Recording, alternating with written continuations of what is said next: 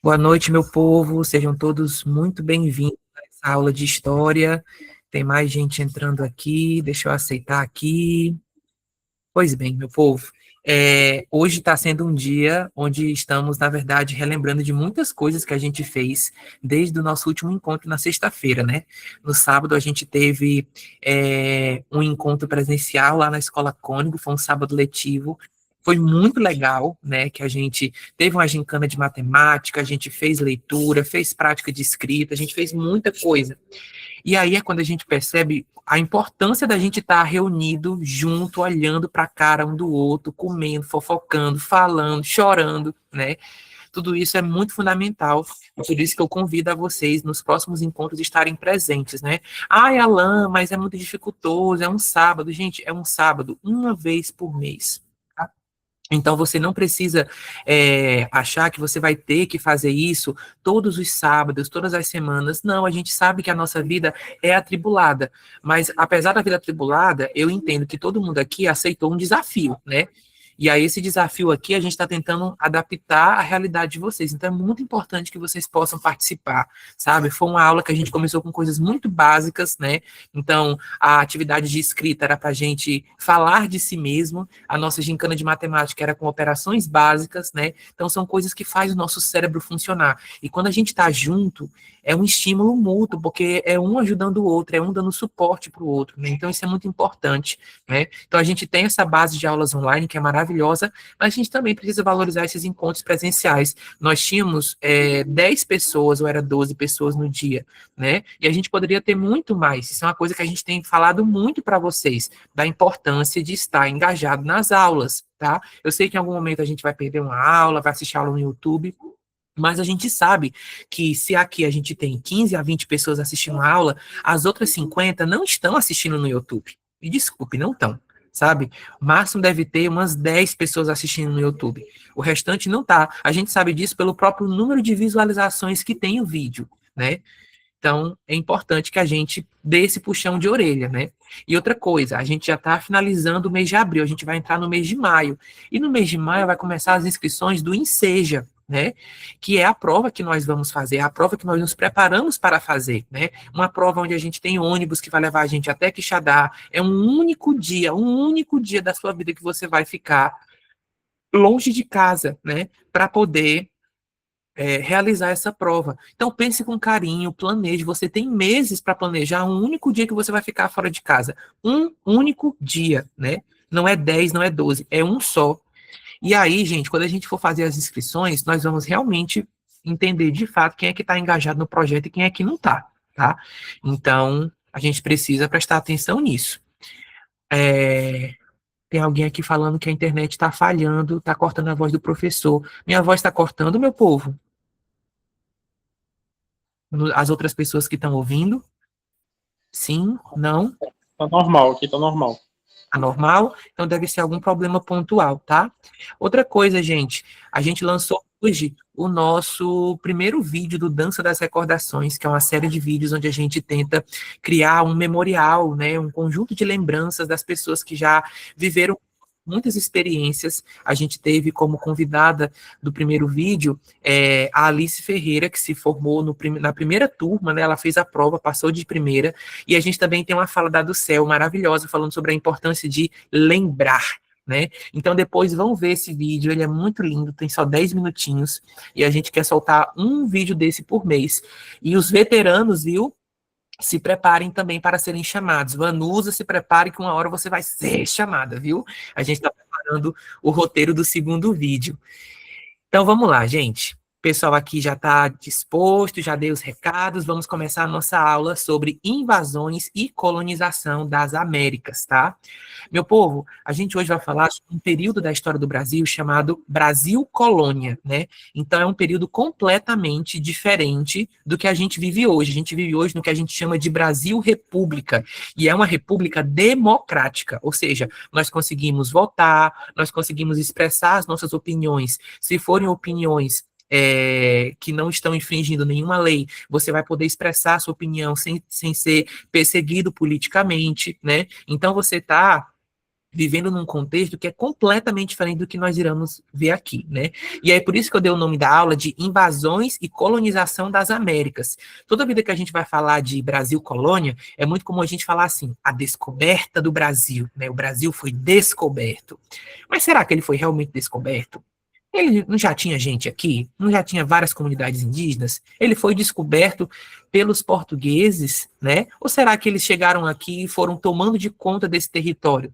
Será que além de descoberta a gente poderia usar outras palavras? Será que a gente poderia dizer a invasão dos portugueses? A gente poderia falar a colonização dos portugueses? Sim, a gente poderia, né? Boa noite, Renata, tudo bem?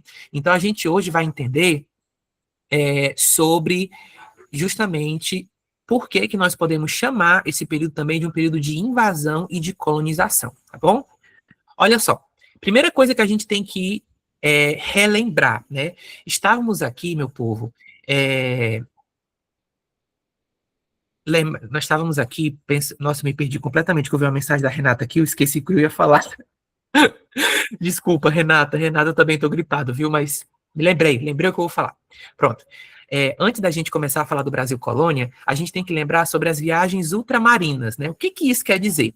Quer dizer que em um determinado momento da história, lá por volta do século XV, século XVI, 1490, 1510, se iniciaram o que a gente chama de expansão ultramarina. Então, vários povos europeus começaram a explorar, né, a região em várias regiões do mundo através do mar, né? E por que que eles fizeram isso? Os portugueses, assim como outras comunidades europeias, espanhóis, franceses, né? Eram pessoas que faziam um comércio por via terrestre, né? Então eles seguiam essa rota aqui, ó. Essa rota aqui. Essa rota era chamada de Rota da Seda, né? E existia várias rotas comerciais onde eles também comercializavam produtos que não estavam presentes na Europa, né? Havia também a Rota das Especiarias, né? Que chegava até aqui, ó, nas chamadas Índias orientais, né? Então, por via terrestre, esses povos começaram a fazer trocas comerciais. Só que aconteceu o seguinte, né? A gente está vendo que atualmente, ali na região da Península Arábica, né, nas regiões da Palestina, Israel, Irã, Iraque, são regiões que estão em guerra constante, né? E nessa época aqui, 1400 e bolinha, já havia conflitos aqui, né? Então essa região aqui, ó, essa região aqui é a região onde está localizada a Palestina, onde hoje está localizada Israel, que na época não era chamado desse jeito. Havia vários reinos aqui que estavam guerreando, né? A gente estava começando também uma escalada dos povos muçulmanos, que era uma religião nova que estava surgindo, né? Então essa região aqui foi o foco das chamadas cruzadas, que eram guerras entre judeus, católicos e muçulmanos. E por conta dessas guerras, esse ciclo comercial aqui, ó, ele não conseguia mais passar. Por quê? Porque tinha uma guerra bem aqui no meio, né? Então, como as guerras acabaram atrapalhando as rotas terrestres, eles começaram a pensar em alternativas, né, para poder continuar com esse comércio. E a alternativa foi, se a gente não consegue ir por terra, a gente vai pelo mar. Né? Então foi isso que aconteceu. E aí um dos primeiros povos que conseguiram fazer isso foram os portugueses, tá, gente? Os portugueses são povos que têm uma grande faixa litorânea, eles tinham uma grande escola de navegação, então eles desenvolveram várias técnicas e barcos avançados para a época para conseguir fazer isso, né? Então eles foram explorando o território do mar, principalmente através da costa do continente africano, né? Então cada parte em que eles foram aportando, eles foram criando comunidades coloniais, né, onde eles foram colonizando. Não é à toa que esses pontos aqui que eu estava destacando, na costa do continente africano, pessoal, são lugares onde hoje se fala português, né? Angola, Moçambique, porque foram regiões colonizadas pelos portugueses. Só que aí, uma dessas rotas acabou não indo para o lado de África, né? Um navegador chamado Cristóvão Colombo acabou tendo a sua navegação financiada pela rainha Isabel de Castela. E aí, em 1492, esse querido, no lugar de ir em direção ao leste, ele resolveu ir em direção a oeste. Por quê? Porque ele acreditava que a Terra era redonda, né? E assim ele conseguiria dar a volta no oceano e chegar do outro lado, né? Só que já havia suspeitas de que no meio desse caminho poderia ter um grande continente. E aí o Cristóvão Colombo acabou aportando aqui, ó, nas ilhas das Antilhas, bem aqui na região da América Central. E quando ele chegou ali, ele jurava que tinha chegado nas Índias, né? Só que, na verdade, não. Ele tinha chegado em terras novas, que ele não conseguia ainda dar um nome. E outros navegadores depois foram para essas terras, como, por exemplo, o Américo Vespúcio, e foi ele que se tocou. Caramba, essas terras são novas, essas terras não são as Índias, né? E aí ele deu o nome dessas terras de América, em homenagem ao próprio nome dele, né? Um ego bem baixinho que ele tinha, bens a Deus. Então, nesse caso aqui, a gente consegue ver, pessoal, que o processo de colonização, ele também é um resultado de vários equívocos, né? Por que que as comunidades que estavam aqui eram chamadas de índios? Porque Cristóvão Colombo, quando aqui, jurava que tinha chegado nas Índias, né? Mas não, na verdade, ele tinha chegado em uma nova terra, mas ele chamou as comunidades que estavam aqui de índios, né? E dessa forma, esse nome acabou se popularizando, né, entre as pessoas. Então, os processos de colonização foi avançando, novos navegadores vieram para cá, novas tripulações, e uma dessas rotas que vieram para cá foi justamente a rota de Pedro Álvares Cabral, com uma esquadra de 3 grandes navios, né, chamadas de naus. E aí, Pedro Álvares Cabral aportou aqui no dia 22 de abril. Amanhã, por exemplo, estará fazendo 526 anos, de acordo com a Carta de Peru Vaz de Caminha, que a tripulação de Pedro Álvares Cabral avistou terras onde hoje a gente conhece como Porto Seguro, que é uma cidade na Bahia, né? Então, Pedro Álvares Cabral saiu aqui, ó, de Portugal e foi para a região aqui, ó, onde hoje é a Bahia, Porto Seguro. E depois disso, iniciou todo um processo de colonização, dominando essas terras, né? Nessa época, havia um acordo entre Portugal e Espanha, chamado Tratado de Tordesilhas, que foi um acordo assinado na cidade espanhola de Tordesilhas. O que era esse acordo? Esse acordo dividia o mundo em 2 partes. A parte que seria dominada pelos portugueses e a parte que seria dominada pelos espanhóis. Essa parte seria dos portugueses, essa parte seria dos espanhóis. Precisamos mencionar que, ao longo do tempo, esse acordo não foi obedecido e os portugueses acabaram avançando, porque senão o Brasil seria isso aqui, né, ó. Mas a gente sabe que o Brasil é maior do que isso. Então a gente consegue perceber que essa região aqui, ó, ela avançou para fazer com que o Brasil se tornasse ainda maior do que ele já era nessa época, né? Então aqui a gente já está vendo um pouco do que foi essas rotas marítimas do século XV e XVI. Só que essas viagens, pessoal, eram viagens tranquilas? Negativo, tá? Olha só. Os portugueses, assim como os primeiros povos que iniciaram a navegação, eles acreditavam em várias coisas mitológicas, fantásticas, que estavam no mar. E por que que eles acreditavam nisso? Porque eles nunca tinham explorado o mar, né? Então eles acreditavam, por exemplo, que o mar era cheio de monstros. Eles acreditavam que a Terra não era que a Terra não era redonda, era plana. Então você ia navegar e do nada você ia despencar no abismo, né? Então aqui é só uma figura, ó, do século XVI, representando um pouco de como esses navegadores imaginavam o mar. Olha só, um mar cheio de navios, mas também um mar cheio de monstros, porque eles nunca haviam explorado essa região, né? E aí, à medida que eles foram avançando no mar, eles começaram a perceber que essas lendas, na verdade, elas não procediam, elas não eram verdade, né? Então, aqui foi um dos grandes mitos que eles tiveram que deixar para trás. Bom, então, gente, a chegada dos europeus à América no final do século XV marcou o início de um processo de invasão, exploração e colonização dos territórios indígenas. Ela tem um marco, como eu já falei para vocês, em 1492, com a chegada de Cristóvão Colombo.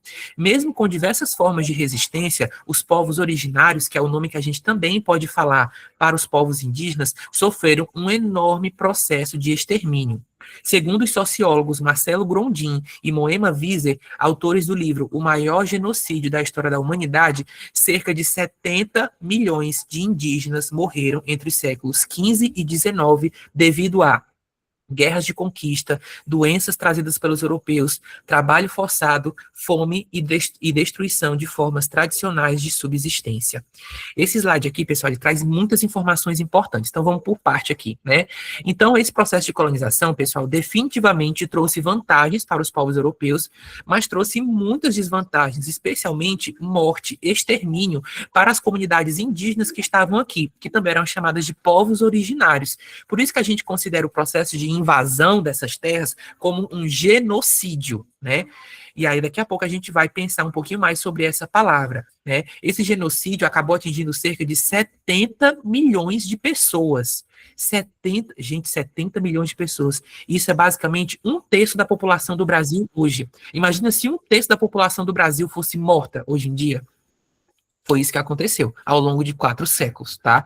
Levando em consideração que hoje a gente tem por volta de uns 210 milhões de habitantes no Brasil. Imagina aí um terço do país sendo morta, né? Então, olha só, como é que isso aconteceu? Através de guerras de conquista, então esses europeus, eles invadiram os territórios desses povos indígenas, através de doenças trazidas pelos europeus. O que que isso quer dizer?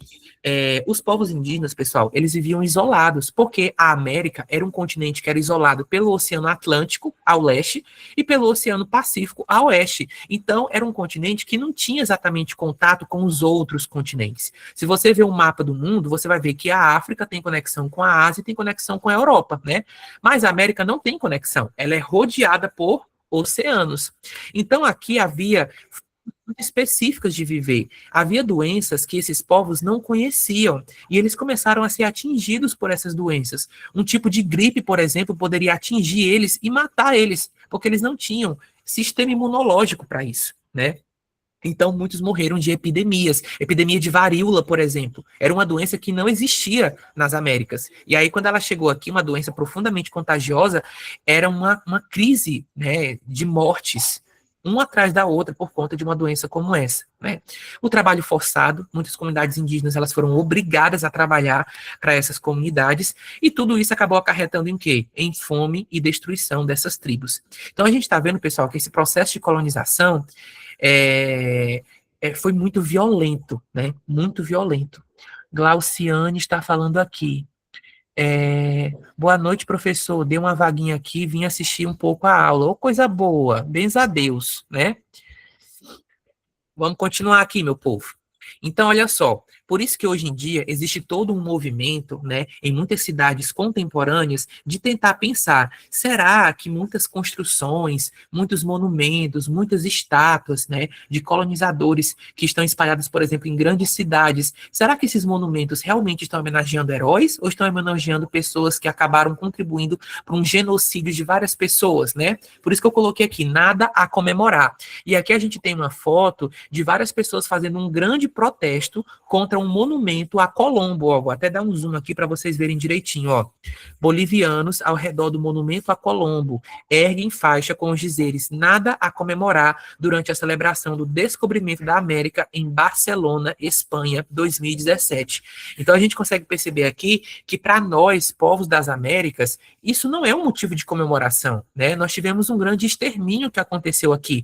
E aí, no lugar deles comemorarem, eles resolveram protestar. Protestar, por exemplo, questionando por que eu vou comemorar a construção de uma estátua de Cristóvão Colombo, um cara que contribuiu para a dizimação de tantas pessoas que estavam nas Américas, né? Então, hoje, isso é uma questão muito delicada para vários povos. E aí, meu povo, eu falei sobre a palavra genocídio. Genocídio, uma palavra muito importante da gente saber o significado. Alguém, por favor, poderia ler o significado dessa palavra? Genocídio. Alguém, por favor, liga o microfone e faça a leitura.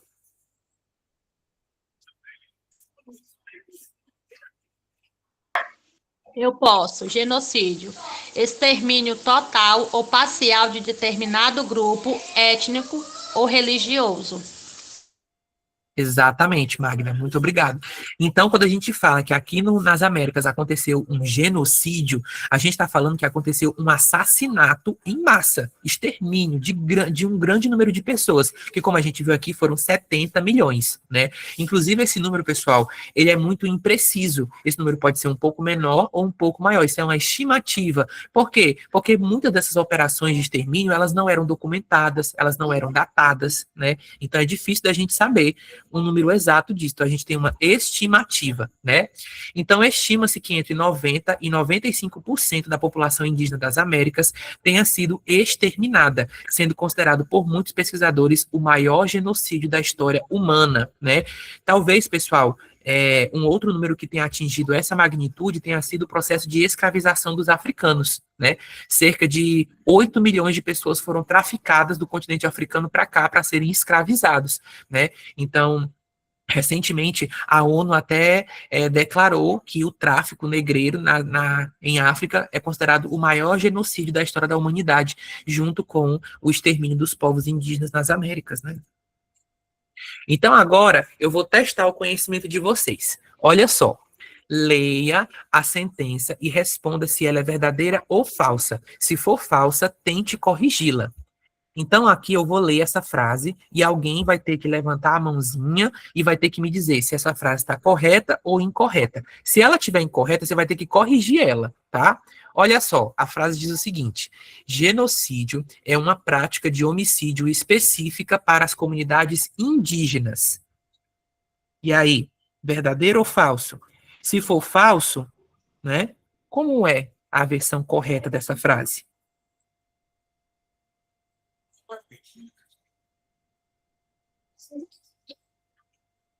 Eu tenho muita paciência, viu, gente? Sou um professor muito paciente. Espera até alguém falar.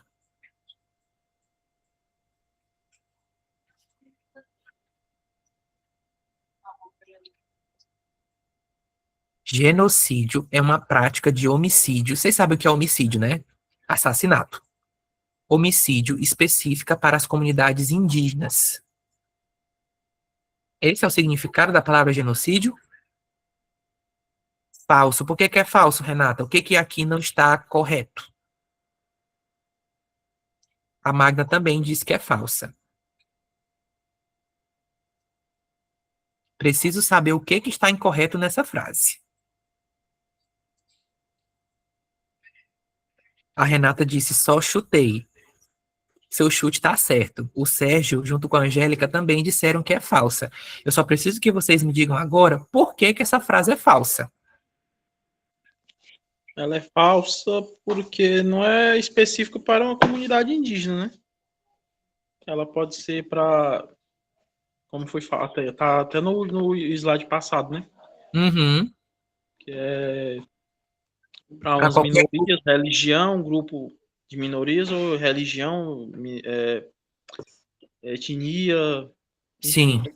exatamente. Isso mesmo, Edvan. Muito bem. Então, realmente, essa frase está falsa e o Edvan conseguiu entender o que que aqui não está batendo na informação. O genocídio é uma prática de extermínio, mas não é só de comunidades indígenas, pode ser de qualquer grupo cultural ou religioso, né? Então, por exemplo, o que está acontecendo atualmente lá na Palestina, na guerra contra Israel, também é um genocídio, né? Porque é nítido que a gente tem muito mais vítimas acontecendo por parte dos palestinos do que com os israelitas. Principalmente porque os israelitas, eles têm o apoio de quem? Dos Estados Unidos, que tem um poderio de arma de fogo muito maior do que os palestinos. Então, definitivamente, aquela guerra não é uma guerra justa, porque os dois pares estão muito desiguais. Tem muita gente morrendo e a gente pode chamar aquilo também de genocídio, tá? Continuando, a chegada de Colombo. O processo de colonização espanhola começou com a chegada de Colombo nas Antilhas em 1492. Esse evento marca o início da exploração europeia da América. Quais eram os objetivos dessas viagens dos colonizadores para descobrir novas terras? O que que eles queriam? Olha só, eles queriam encontrar ouro e prata, que era considerado muito precioso para os reinos que existiam na época, principalmente para os reinos da Inglaterra, de Portugal e de Espanha. Eles também queriam conquistar novos territórios, né, para expandir a sua influência, e também eles queriam expandir o cristianismo, né? Vocês lembram que eu falei sobre a Guerra das Cruzadas, né? Que era uma guerra entre cristãos, judeus e muçulmanos? Pois é, depois dessas cruzadas começou a acontecer a chamada Reforma Protestante, em que um cara alemão chamado Martinho Lutero começou a contestar o cristianismo, principalmente a Igreja Católica. Ele defendia que a Igreja Católica era profundamente desigual, para a época, que explorava seus fiéis. A Bíblia não era lida por todo mundo, só era lida pelos sacerdotes, né? E ele defendia, por exemplo, que a Bíblia deveria ser lida por todas as pessoas, né? Então isso é o começo do protestantismo, né? Que depois gerou o calvinismo, e depois criou outras influências até chegar no que a gente chama hoje de igreja evangélica, né? Só que um detalhe importante, a igreja evangélica que a gente tem aqui no Brasil, pessoal, é completamente diferente dessas igrejas da Reforma Protestante do Martinho Lutero. São coisas diferentes, tá? Mas elas são igrejas que realmente não concordam com a Igreja Católica em alguns pontos, né?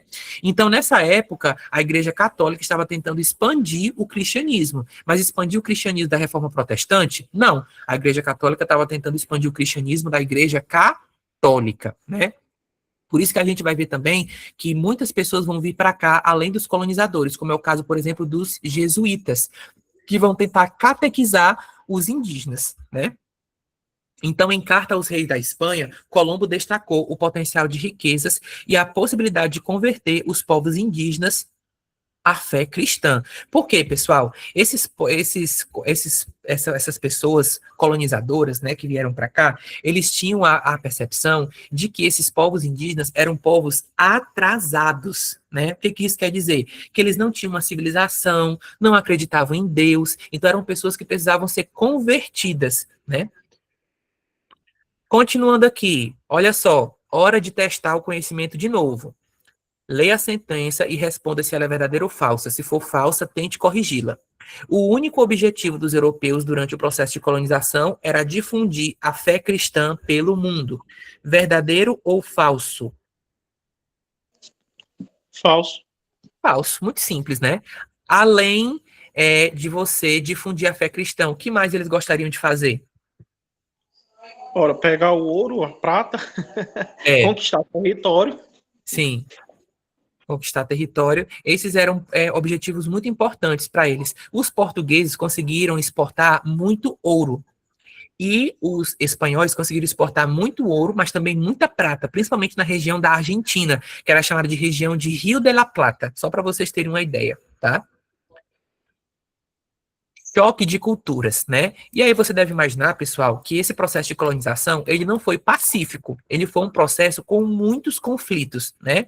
E aí eu trouxe aqui uma passagem que fala sobre não um colonizador português, mas o colonizador espanhol Hernán Cortés, responsável pela conquista e destruição do Império Azteca.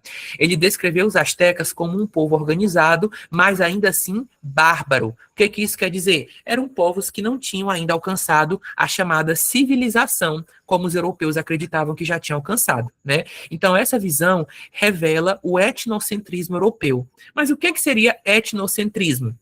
É quando uma cultura se considera superior e julga os outros com base em seus próprios valores. Então, quando um português fala que as comunidades indígenas eram bárbaras, eram inferiores, não eram civilizadas, ele estava considerando isso, tendo como referência o quê? A cultura dele, né? Então isso é uma visão etnocêntrica, né? Mesmo reconhecendo a organização da sociedade asteca, Cortés afirmava a superioridade europeia, porque os astecas não eram cristãos, então se você não acreditava em Deus, você não era digno, né? E não faziam parte da cultura europeia. Né? Então, todas essas questões são super importantes para a gente entender como é que um povo e uma cultura enxergava a outra, né? Hora de testar o conhecimento de vocês, só que dessa vez não é para falar verdadeiro ou falso. É uma questão de vocês vão ter que selecionar a alternativa correta, tá? Olha só, a colonização dos espanhóis e portugueses nas Américas entre os séculos, tá faltando um S bem ali, entre os séculos 16 e 19, configurou o que chamamos de genocídio, extermínio em larga escala de grupos culturais ou religiosos. Dentre as ações coloniais dos europeus, podemos destacar alternativa A. Então, a gente aqui vai ter que selecionar o que esses colonizadores fizeram para dominar esses povos indígenas, tá? Alternativa A. Guerras de conquista, doenças trazidas pelos colonizadores, escravização e aldeamento jesuíticos. Alternativa B. Guerras de acordo, pacificação entre os povos e negociações comerciais. Letra C. Doenças trazidas pelos colonizadores, regimes de servidão e acordos de paz. Letra D, escravização, pacificação entre os povos e respeito às divindades nativas. E a letra E, rede de apoio aos colonizados, início da industrialização e guerras de conquista. Qual seria a alternativa que melhor exemplifica todas as ações que os colonizadores fizeram contra os povos indígenas? Claro que tem coisas que aparecem em todas as alternativas, né? Mas só que tem uma que é mais completa, né? A Magda está dizendo que é a alternativa A. A Renata também fala que é A. Gleiciane também diz que é A. Alguém tem alguma resposta diferente ou todo mundo acha que é A? Se alguém tem uma resposta diferente, ninguém falou. A Lani Laura também está falando que também acha que é A. Vamos ver aqui qual é a resposta correta. A alternativa A, exatamente, né? Então, pessoal, os colonizadores usaram guerras de conquista, né? Houve as doenças que acabaram atingindo os colonizadores, os colonizados, né? Teve a escravização, teve os aldeamentos jesuíticos. Vamos entender por que as outras alternativas não estão corretas. Ó, alternativa B, guerras de acordo, geralmente isso não era muito comum, mas existia guerras de acordo entre comunidades indígenas que se alinhavam aos portugueses para exterminar as outras na busca por sobrevivência. Pacificação entre os povos, isso aqui talvez seja o que a gente consegue identificar como uma inverdade, né? Porque não houve pacificação, houve destruição, né? E negociações comerciais, que também aconteceu. Alternativa C, doenças trazidas pelos colonizadores, correto. Regime de servidão, não era regime de servidão. Os escravizados, eles eram, como o próprio nome já fala, passavam por um processo de escravização. Então, você não era servo, você era escravo, né? Então, o servo, geralmente, ele recebe alguma coisa ainda do seu senhor. O escravizado não recebe, né? E acordos de paz, de forma alguma isso aconteceu, né? A não ser de maneira muito pontual. Letra D, escravização, ok, a gente sabe que aconteceu. Pacificação entre os povos, a gente sabe que isso praticamente não aconteceu. E respeito às divindades nativas. Eles começaram a dizer que essas pessoas não eram dignas porque não acreditavam em Deus. Então, será que elas realmente tinham respeito às divindades desses povos? Não, né? E a letra E, redes de apoio aos colonizados, isso não aconteceu. Início da industrialização, a gente aqui ainda está muito distante da construção das primeiras fábricas, e guerras de conquista, que a gente sabe que aconteceu. Então, realmente, a alternativa A é a mais completa, né? Queridos, até aqui alguma dúvida? Não? Dá para a gente seguir? Sim? Qualquer coisa vocês me param, tá? Então aqui, pessoal, eu vou começar a falar de maneira mais específica sobre a América Portuguesa e a resistência indígena, né? Então, a gente viu aqui de maneira muito geral o que estava acontecendo nas Américas. Mas o que é que estava acontecendo na região onde hoje nós chamamos de Brasil, né? Olha só, eu trouxe aqui um trecho de um livro maravilhoso chamado A Queda do Céu, Palavras de um Xamã Yanomami. Esse livro, pessoal, ele foi escrito pelo Davi Copenaua, que é um indígena, junto com o Bruce Albert, que é um repórter inglês, né? Esse livro é de um indígena que ainda está vivo até hoje. Claro que ele não viveu o período da colonização no século XVI, né? Ele nasceu no século XX.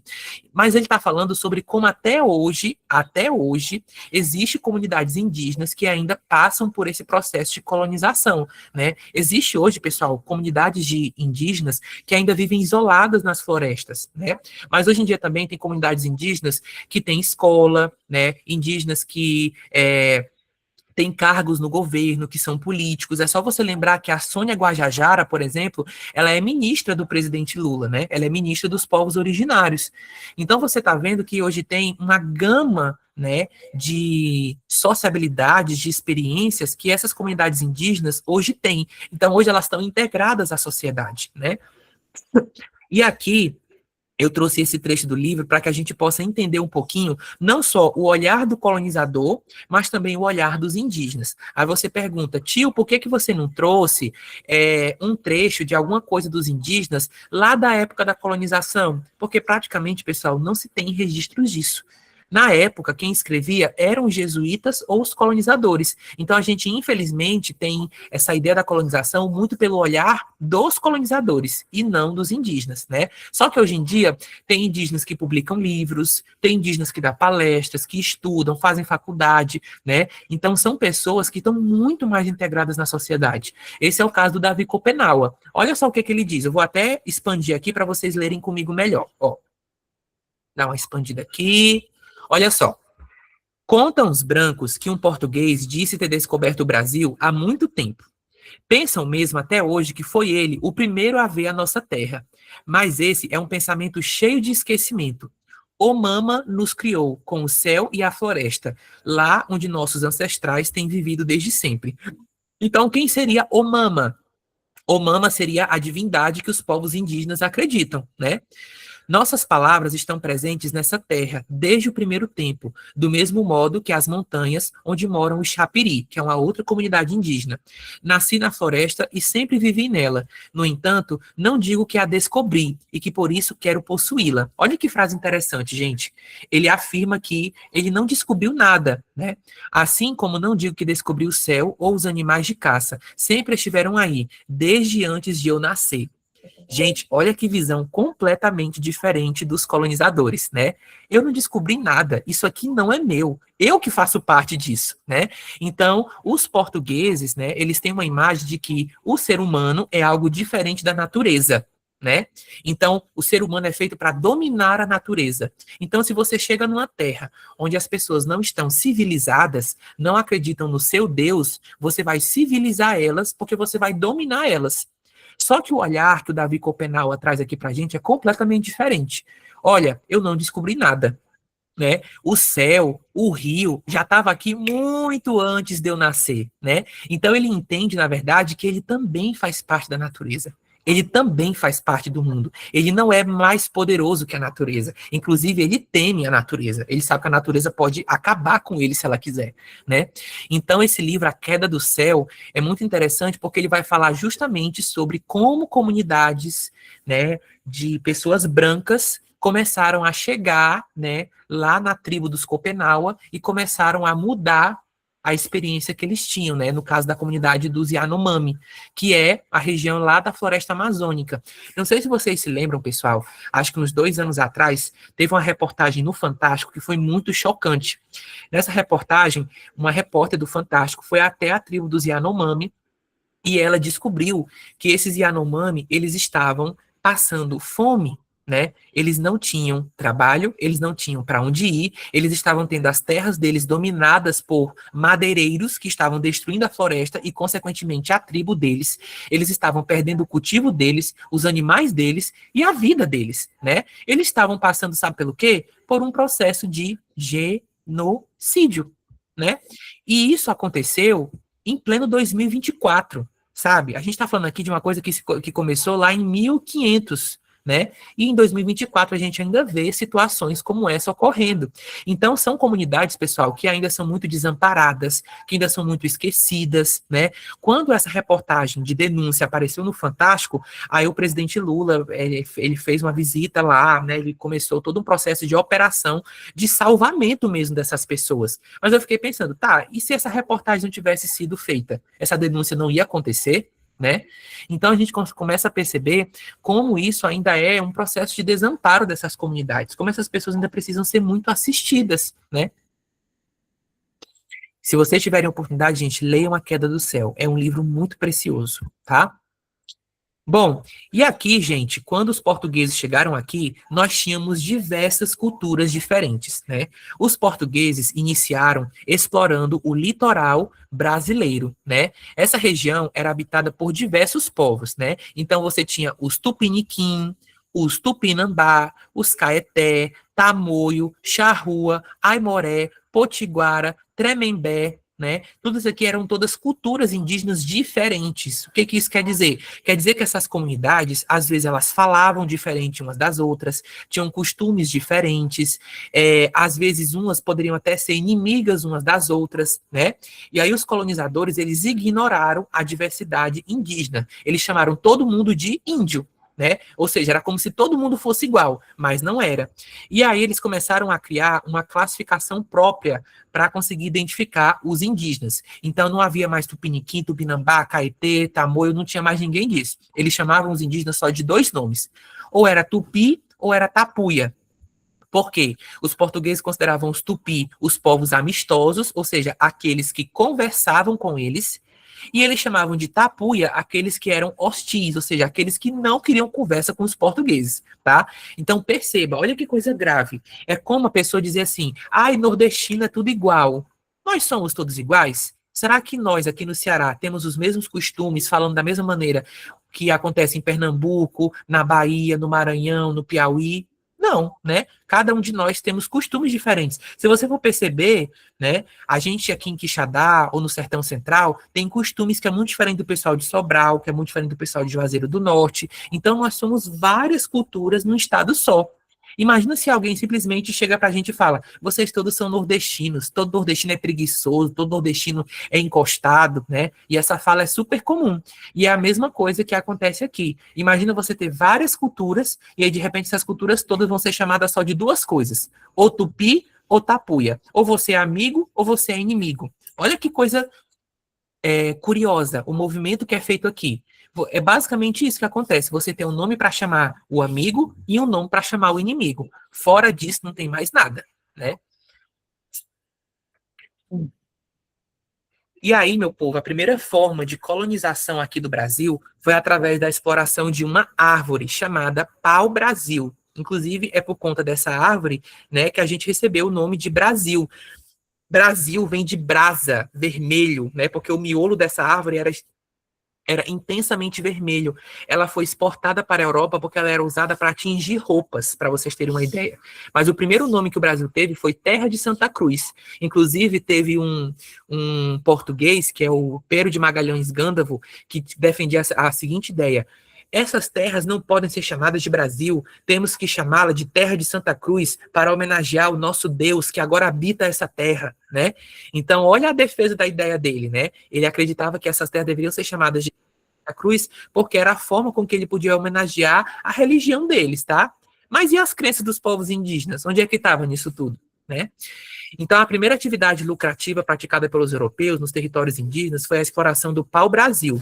Com a madeira dessa árvore, os europeus preparavam a tintura avermelhada, com a qual tecidos eram tingidos. Ela tinha alto valor comercial na Europa.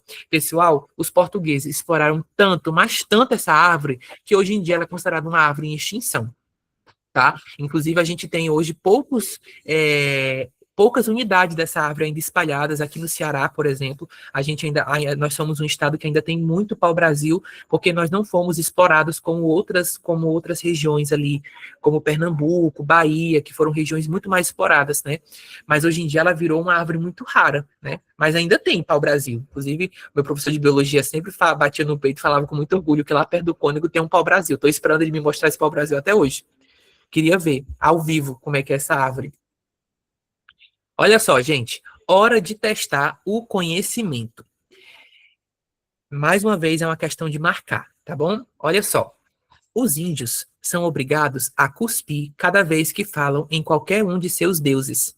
São obrigados a dançar danças novas, o baile da conquista e o baile dos mouros e dos cristãos, que celebram a invasão da América e a humilhação dos infiéis.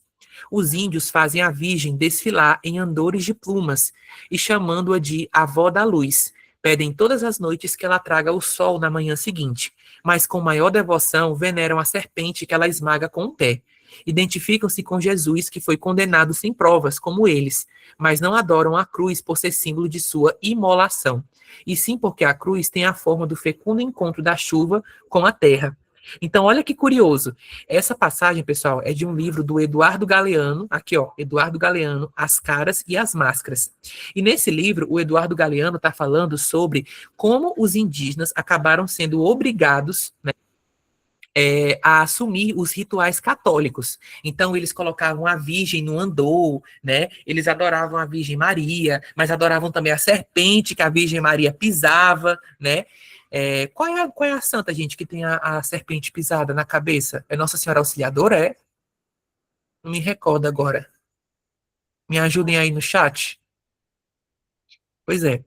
E aí, os indígenas aqui eles estão sendo obrigados, né, a adorar símbolos católicos. Só que eles fazem isso do jeito deles. Então ela fala, né, a Virgem é chamada de avó da luz, né? Eles pegam um andor, colocam cheios de penas e tudo mais, né? Então o que tudo isso quer dizer? Vamos lá. Com base no texto, é correto afirmar que as populações indígenas na América Portuguesa, aliás, na América Espanhola, alternativa A, conseguiram negociar a preservação de suas práticas culturais com os conquistadores. Será que eles conseguiram colonizar? Eles estão adorando a Virgem Maria, né? Letra B, fizeram uma interpretação própria da religião católica imposta a eles, ressignificando seus elementos e apropriando-se de alguns de seus símbolos, né? Ó, o Sérgio aqui está dizendo que foi Nossa Senhora das Graças que tem a imagem da serpente pisada na cabeça, né? Pois é. Obrigado, Sérgio. Barra Angélica, que eu nunca sei quem é que tá falando, se é a Angélica ou se é o Sérgio. Letra C. Apreciavam as celebrações trazidas pelos europeus, como o Baile da Conquista e o Baile dos Mouros. Será que eles apreciavam mesmo? Tem uma passagem aqui muito curiosa que ele fala assim: eles se identificavam com Jesus porque Jesus também foi condenado sem provas. Olha que curioso isso, né? E letra D, assimilavam pacificamente os princípios católicos trazidos pelos europeus, tendo em vista a proximidade dos símbolos cristãos com a experiência vivida por eles.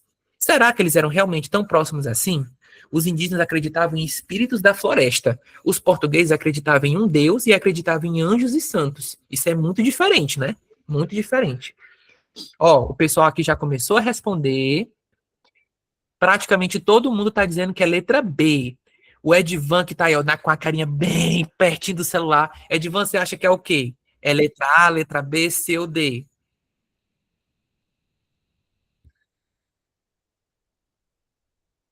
Edvan está em dúvidas. Está pensando com seus botões. Vamos lá, Edvan. Olha só.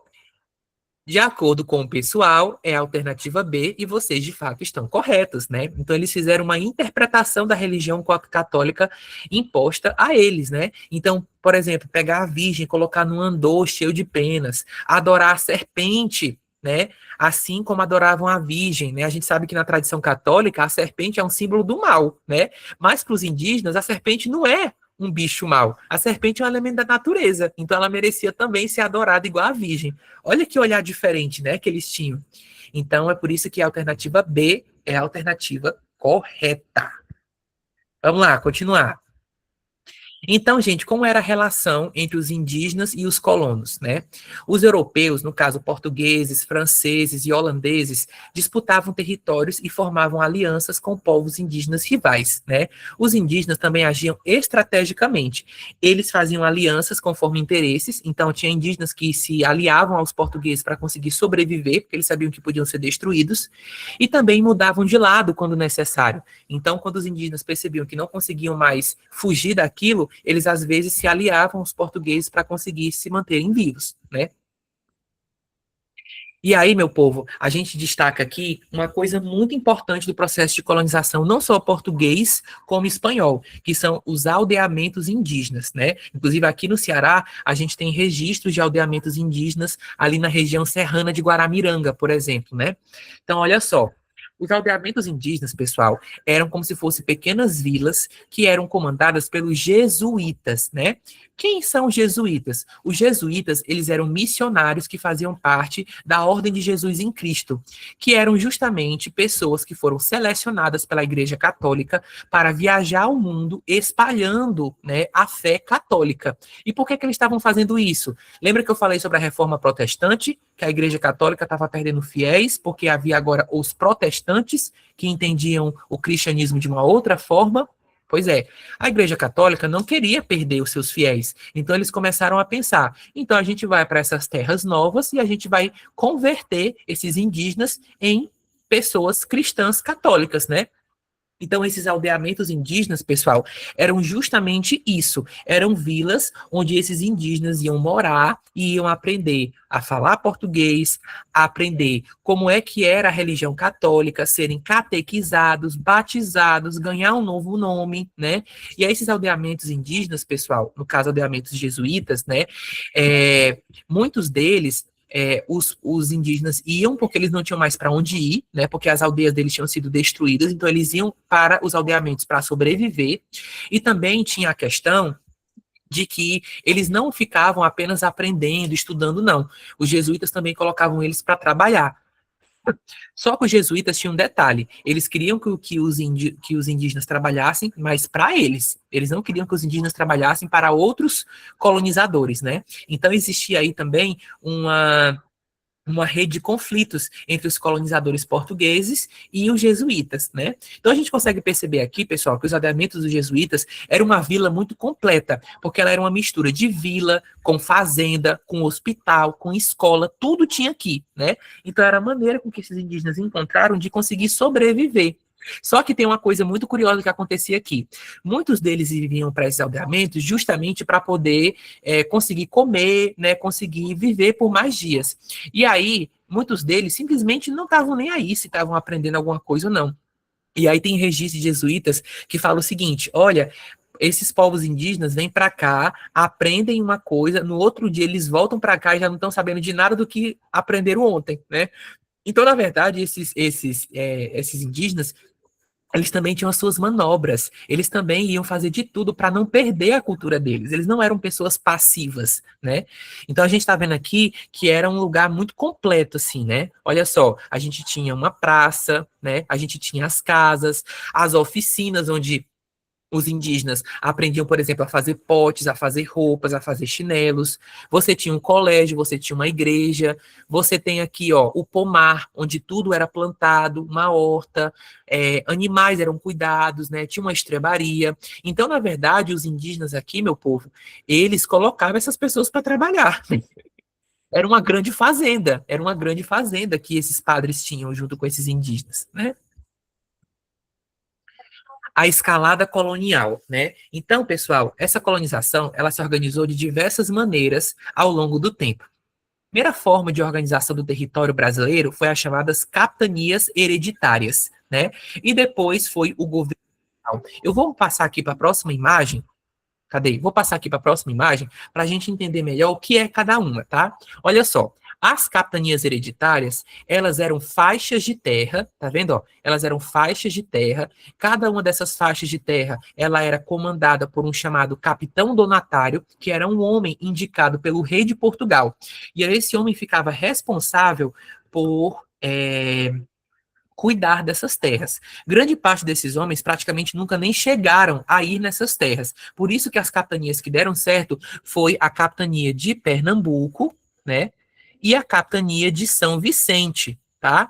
O que é que tinha de tão precioso nessas capitanias? Foram elas onde se iniciou a exploração do pau-brasil, a exploração da cana-de-açúcar, né? Então elas se tornaram capitanias muito ricas por conta disso. Mas as outras capitanias não deram certo, continuaram sendo terras desabitadas, tá? Principalmente porque, pessoal, nessa época, a colônia era vista como uma terra de desterrados. O que que isso quer dizer? Que Portugal mandava para a colônia portuguesa, né, que ainda não era chamada de Brasil, criminosos, né, pessoas que estavam sendo condenadas. Então a colônia era vista como um lugar de recomeço para essas pessoas, né? Só que aí as capitanias não deram certo e aí então começou o chamado Governo Geral de Salvador. E aí as capitanias foram divididas em duas partes, a repartição do norte e a repartição do sul.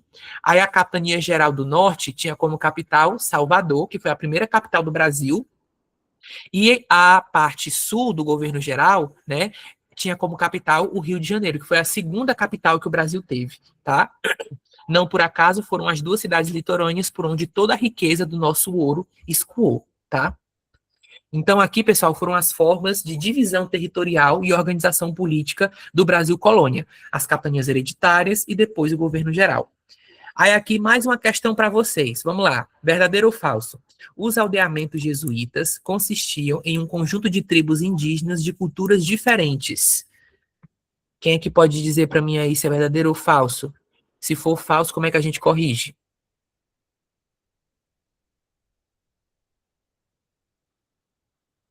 E aí?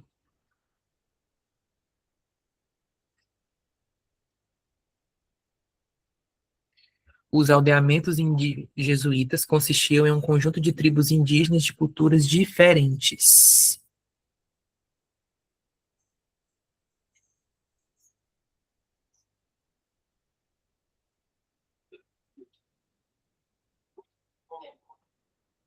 Como eu disse, eu tenho paciência, viu, gente? Eu espero vocês.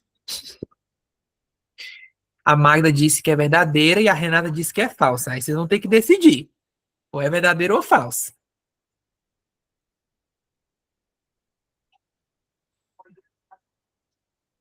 Os aldeamentos jesuítas consistiam em um conjunto de tribos indígenas de culturas diferentes. Meu povo, isso aqui não é verdadeiro, não, tá? Os aldeamentos jesuítas, eles eram um conjunto de padres, e esses padres não reuniam as tribos, né? Não eram tribos de culturas diferentes. Então, os aldeamentos, acima de tudo, eram padres que chamavam os indígenas para estar com eles, né? Então, se a gente pudesse pensar nisso, né, a gente vai pensar que, na verdade, eram comunidades que eram capitaneadas por padres e não por jesuítas. Ó, aqui, ó, a Renata tacou no chat GPT aqui, vamos ver o que o chat respondeu para ela. Ó, embora os jesuítas pudessem reunir indígenas de diferentes origens, o objetivo central dos aldeamentos ou missões era a homogeneização cultural. Os jesuítas buscavam apagar as diferenças culturais originais para impor uma cultura única, baseada na fé católica e nos costumes europeus. Muito bem, Renata, sua inteligência artificial está funcionando maravilhosamente bem, viu? É isso mesmo. Bora continuar aqui que a gente está quase chegando no final. E aí, meu povo, chegamos aqui no nosso capítulo derradeiro dessa história, né? Que ainda tem muita coisa para a gente contar. Então, a gente vai falar agora de escravidão e necropolítica, né? O que quer dizer essa palavra necropolítica? A gente vai já saber o que é. Olha só, os africanos escravizados passaram a ser usados a partir do século XVI. E por que é que os africanos começaram a vir para cá? Pessoal, as comunidades indígenas que moravam aqui eram comunidades que não aceitavam ser escravizadas, né? Os portugueses chamavam eles de preguiçosos, mas na verdade não era essa a questão, não. É porque as comunidades indígenas, elas resistiam, elas fugiam, elas declaravam guerra. Inclusive, aqui no Ceará teve uma guerra muito famosa no período da colônia chamada Guerra dos Bárbaros, tá? Que era justamente uma guerra capitaneada pelos indígenas contra os portugueses.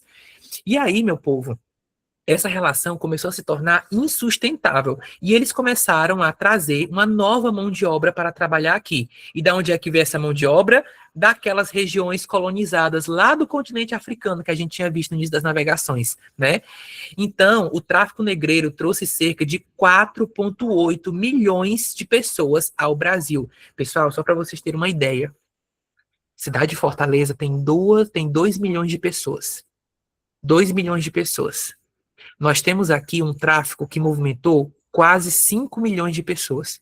É como se fosse 2 fortalezas sendo traficadas ao longo de 4 séculos. É muita gente, mas muita gente mesmo, tá? E esse trabalho escravizado, pessoal, sustentou a economia colonial, tá? E aí é quando a gente traz o conceito do Achille Mbembe, chamado necropolítica. Anotem essa palavra, tá? Porque vai que em algum momento vocês podem até usá-la em uma redação. Ele é um conceito muito importante. O que é a necropolítica? É o poder de decidir quem vive e quem morre. Uma política que decide quem vive e quem morre. Então, por exemplo, na escravização, esses colonizadores decidiam quem é que ia ficar vivo e quem é que ia ser morto, né? Então, isso a gente chama de necropolítica, também chamado de política da morte. Decide quem vai viver, decide quem vai morrer, né? E aí, exemplos de necropolítica no Brasil, a escravidão e a ditadura militar também foi um exemplo de necropolítica, né? Então a gente consegue perceber aqui que foi um regime de trabalho muito cruel, né? Muito cruel. E aí, gente, vocês têm ideia como é que acontecia isso? Vocês sabem como era o tráfico negreiro? Olha só, a descrição não é fácil, tá? Primeira coisa, os portugueses chegavam nos litorais de África, eles faziam acordos com comunidades do continente africano, às vezes uma comunidade entregava a outra para conseguir sobreviver, ou então eles pegavam essas pessoas à força, né? Em muitos momentos, as comunidades africanas, elas não falavam a mesma língua, igual como acontecia aqui nas Américas. Então, eles não conseguiam se comunicar. Então, imagina, você não consegue se comunicar com a pessoa que está do seu lado. Você chega na praia, você é acorrentado, jogado no navio que tem mais ou menos entre 100 e 300 pessoas. Não tem espaço para todo mundo. Essas pessoas vão ficar todas uma em cima das outras pelos próximos 2 meses, comendo uma em cima das outras, fazendo as necessidades uma em cima das outras, sem ver a luz do sol, completamente sem roupa ou com pouca roupa. Gente, eu não consigo nem imaginar uma coisa dessa, tá? Mas as descrições dos navios negreiros era isso. Por isso que os navios negreiros é chamados de tumbeiros. Tumbeiros, que vem de tumba, vem de morte, né? Então, por exemplo, não à toa, essas viagens eram extremamente mortais. Eles traziam 300 pessoas, geralmente 100, 150 morriam durante a viagem. E aí, quando essas pessoas morriam, se morressem várias pessoas de uma vez, como era comum, eles acorrentavam uma por uma, jogavam peso no mar, e aí esse peso ia arrastando uma a uma para o fundo do oceano, tá? Existe um cara chamado Eduardo Glissant, que fala que toda a modernidade da colonização, o coração dela não é a chegada dos portugueses nas Américas, é o coração do navio negreiro, né? Porque é um sofrimento que a gente não consegue imaginar de acontecer, né? Então, quando esses negros africanos chegaram aqui, eles chegavam, obviamente, profundamente fracos, desnutridos, né? Então, eles iam para armazéns, onde eles passavam semanas dormindo, se alimentando, tomando banho, se recuperando. Depois, eles eram levados para feiras livres. Geralmente, essas feiras ou eram dentro de um galpão, onde eles já estavam, ou eram feiras ao ar livre. E aí, os senhores de escravos iam até lá, avaliavam essas pessoas. Avaliavam como? Como se você estivesse comprando uma fruta na feira, sabe? Ver como é que estavam os dentes, como é que estava o corpo, se a pessoa não tinha nenhuma ferida, nenhum machucado, né? E aí, depois que essas pessoas eram avaliadas, aí sim elas eram compradas. Ou compradas ou leiloadas, né? Gente, uma pessoa escravizada era muito cara. Muito cara. Essas viagens, apesar de muita gente morrer, elas continuaram acontecendo porque um cara que era o capitão do navio negreiro, ele ganhava muito dinheiro com a viagem. Muito, sabe? Então era um retorno financeiro muito grande. E você está falando aqui de comercialização de pessoas, né? E aí, imagina só, essas pessoas chegam aqui com uma língua diferente, com a cultura diferente, não sabe nem o que as pessoas estão falando delas. São todas acorrentadas e levadas para os interiores, onde elas vão trabalhar em fazendas, cana-de-açúcar, ouro, extração de árvore, vão para as florestas, né? Você acha realmente que essas pessoas iriam conseguir se comunicar? Elas atravessaram o oceano todo, não sabem mais nem de como está a cultura delas, não sabem como é que fala com o colega, porque o colega fala uma língua diferente. Essas pessoas, pessoal, elas passaram por um processo de violência que ela vai para além da violência física. É uma violência psicológica, uma violência traumática, né? Como é que fica a sua cabeça depois disso tudo, né? Você vai conseguir resistir?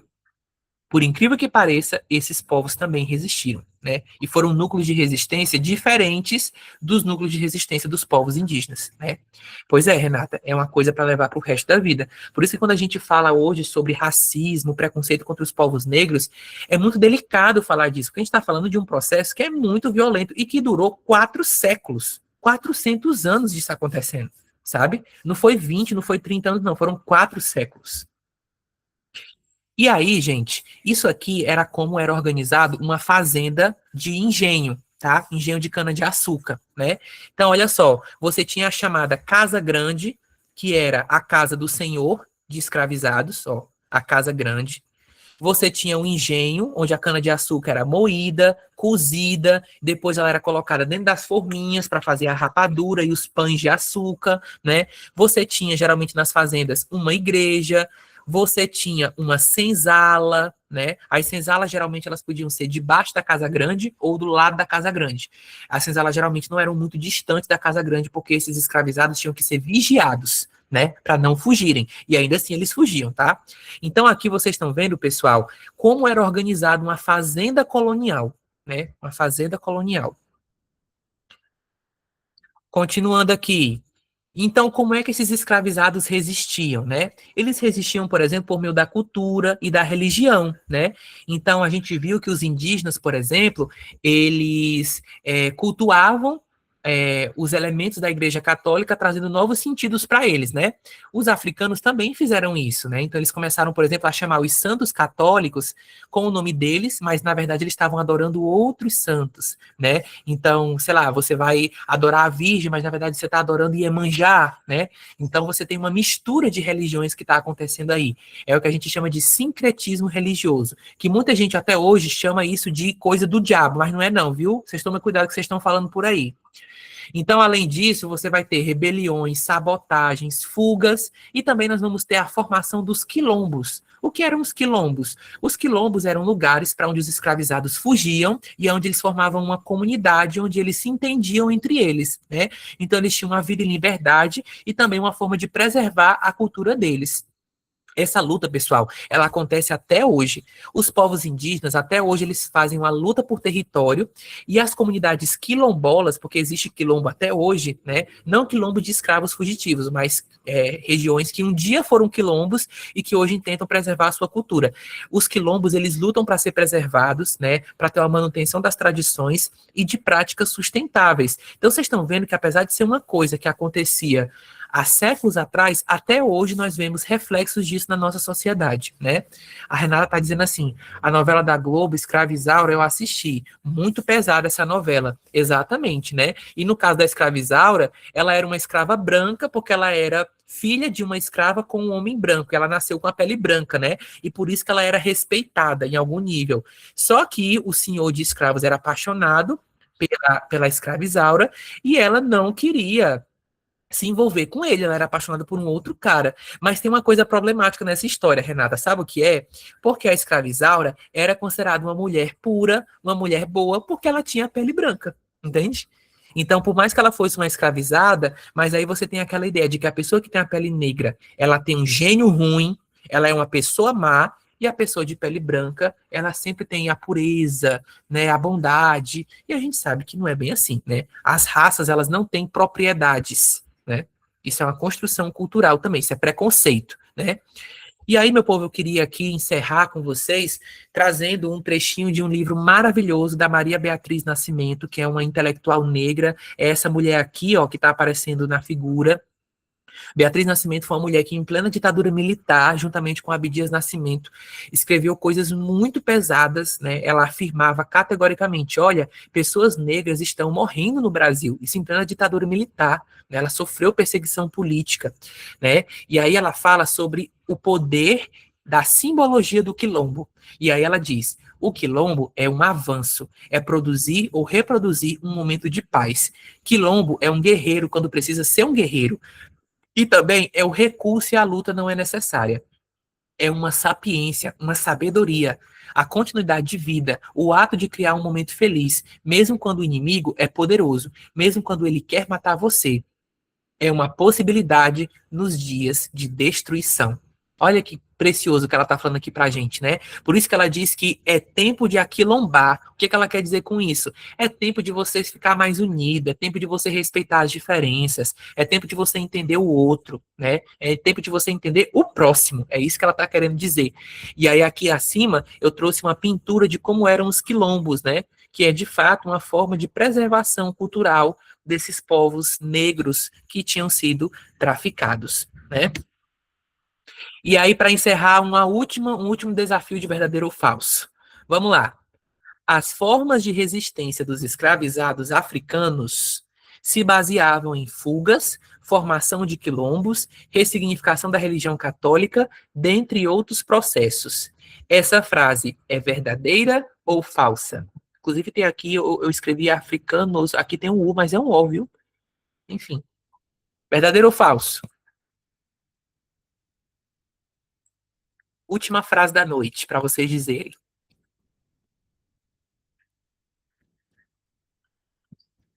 Uma frase sobre a resistência dos escravizados africanos. Como é que eles sobreviviam?